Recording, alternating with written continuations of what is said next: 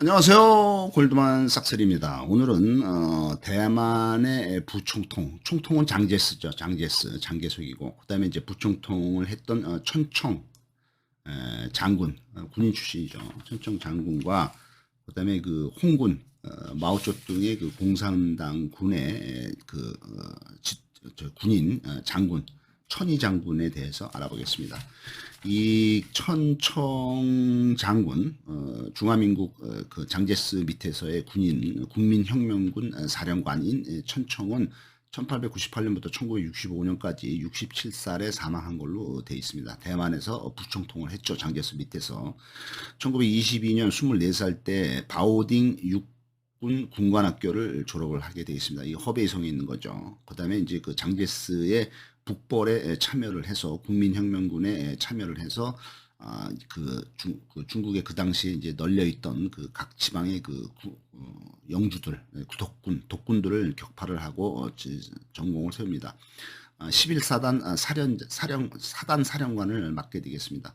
1931년 33살 때 중국 인민해방군, 그러니까 홍군이죠. 공산당군을 격파를 하게 되겠습니다.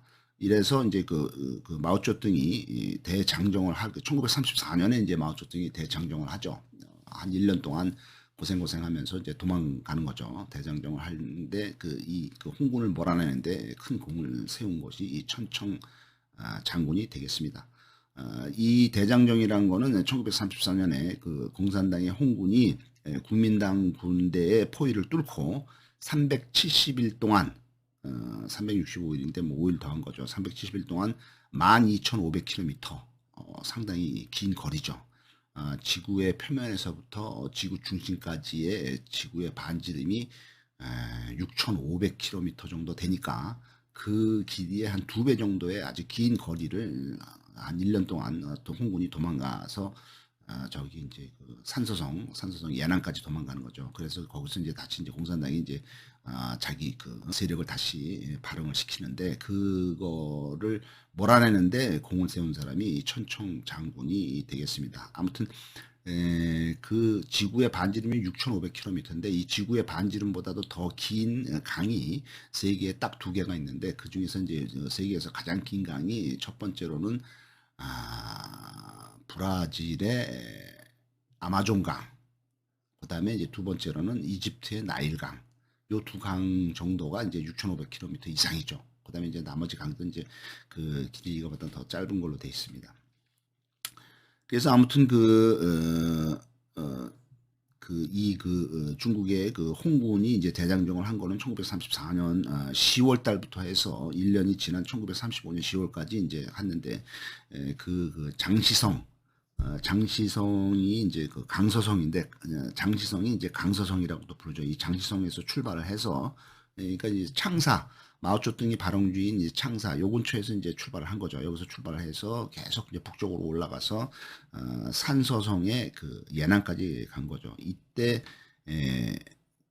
한 거죠. 그다음에 1938년도 40살이 됐을 때 우한 전투를 지휘를 해서 홍군을 이제 격파를 하게 됩니다. 이때 투입된 국민혁명군 장제스의 국민혁명군이 70만 명, 이에 대항한 중국 공산당의 인민혁명군은 8만 6천 명, 한 7분의 1도 안 되는 그 공산당 군을 격파를 한 거죠. 이때 중국의 군대는 제1방명군이 되겠습니다.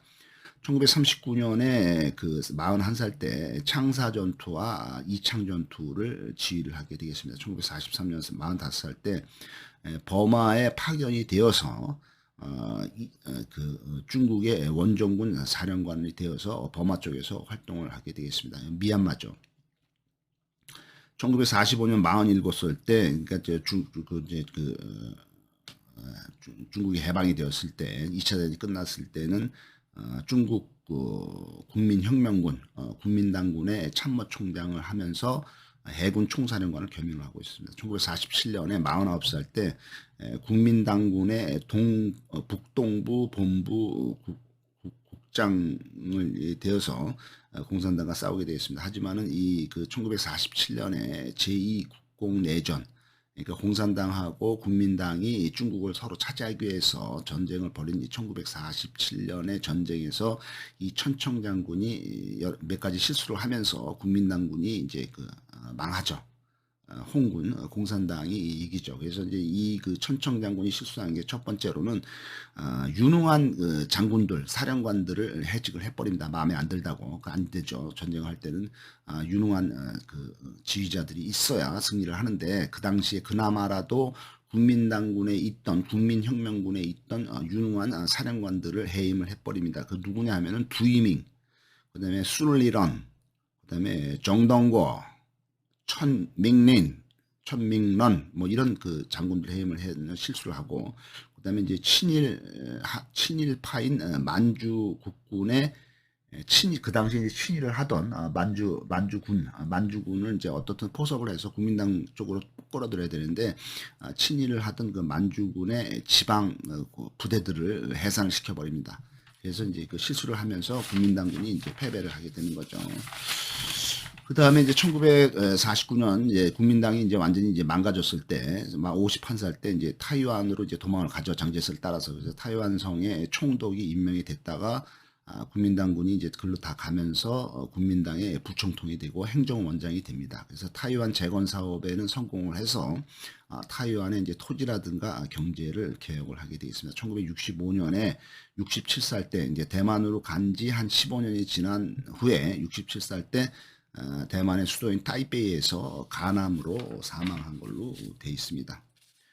그 다음에 이제 중국의 이제 홍군 쪽, 공산당 쪽의 장군인 천이 장군에 대해서 볼 것 같으면 아까는 이제 천청 장군이고 이쪽은 이제 천이 장군이죠. 이 천이 장군은 1901년부터 1972년까지 71살에 죽었습니다. 그래서 베이징에서 암으로 사망을 했습니다.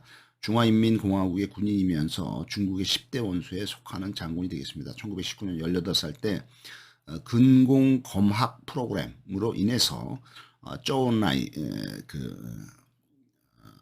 주운내죠. 쪼온라이, 그 다음에 덩샤오핑, 등소평이죠. 이 사람들과 같이 프랑스 파리로 유학을 가게 되겠습니다. 18살 때 간 거죠.